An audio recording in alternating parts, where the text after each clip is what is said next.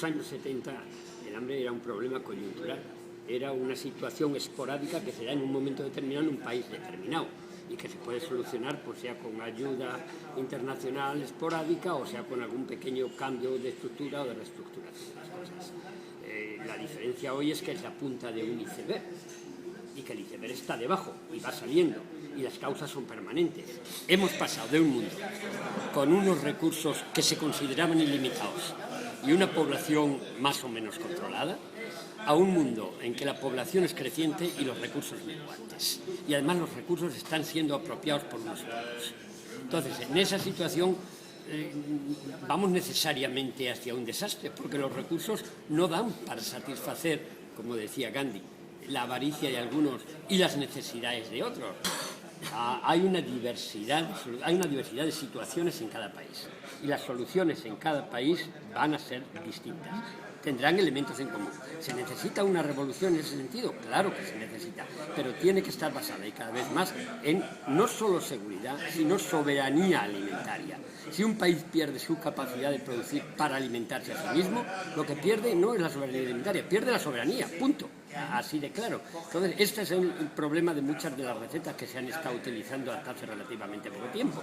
Por lo tanto, de lo que se trata es de fomentar la capacidad de un país para alimentarse y, por lo tanto, que no sea dependiente del alimentos del mercado internacional con la enorme volatilidad de los precios que hay en estos momentos. Por lo tanto, se necesitan reglas para regular y reducir esa volatilidad, incluido controlar y eliminar la especulación, pero al mismo tiempo la capacidad de cada país, en primer lugar, de alimentarse. Cuando tú tienes una casa, además pequeña como es la Tierra, como es el planeta Tierra, en el que los recursos son limitados y la familia crece cada vez más, tú no tienes más remedio que gobernar. Si no decidimos autogobernarnos fijando muy claramente cuáles son los límites del desarrollo, cuál es la dirección en la que queremos ir y tenemos la capacidad de ir en direcciones muy distintas, no podemos permitir que sea el mercado quien lo decida por nosotros, porque el mercado no tiene alma y puede ir en una dirección. Nuestro planeta puede dirigirse en una situación completamente equivocada y abortar en sí mismo, como decía Taylor de Charlie. Hoy hay una multitud de organizaciones de Naciones Unidas que se ocupan de agricultura y alimentación. Realmente no tiene sentido que los mismos países estén sirviendo en distintos foros intergubernamentales con representantes que representan ministerios, sectores distintos y que a veces van en direcciones contrarias. Eso no es manejable. Es necesario que haya una gobernanza mundial también a ese nivel. Es que un gobierno mundial no puede permitir transformarse en una dictadura mundial porque estaríamos perdidos. De ahí el concepto de gobernanza. Para mí, elementos esenciales tienen que ser, o criterios para definir en qué debe estar basada esa gobernanza, pues sería sostenibilidad. Eso hoy es imprescindible, hace 50 años ni se planteaba, casi ni existía la palabra. Armonía entre los distintos elementos del sistema. Diversidad, y no solamente diversidad biológica, diversidad de recursos, diversidad de tecnologías, diversidad de ciencias, diversidad de culturas, diversidad de lenguas, porque la diversidad es una riqueza. Tenemos que ir más allá de Naciones Unidas. Naciones Unidas es el gobierno de los gobiernos, es un foro intergubernamental.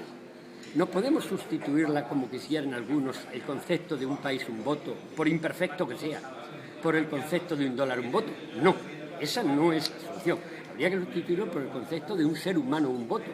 Como dice Federico Mayor, pasar de súbditos a ciudadanos del mundo, con todas las series de correcciones necesarias para evitar los desequilibrios de países, etcétera, etcétera. Y que, por lo tanto, lo que tienes en definitiva es un sistema insostenible, en el que el objetivo es el crecimiento económico, en el que se ha marcado la pauta de ese crecimiento económico por parte de unos países y otros países tratan de imitarlo porque ha llegado a ser crecimiento económico sinónimo de desarrollo humano, porque hemos perdido de vista que quizá el objetivo real de la humanidad tiene que ser el desarrollo humano y la felicidad. Y está ligado con el concepto de ir hacia una mayor felicidad, de ir hacia una solidaridad entre los seres humanos y de los seres humanos con la naturaleza.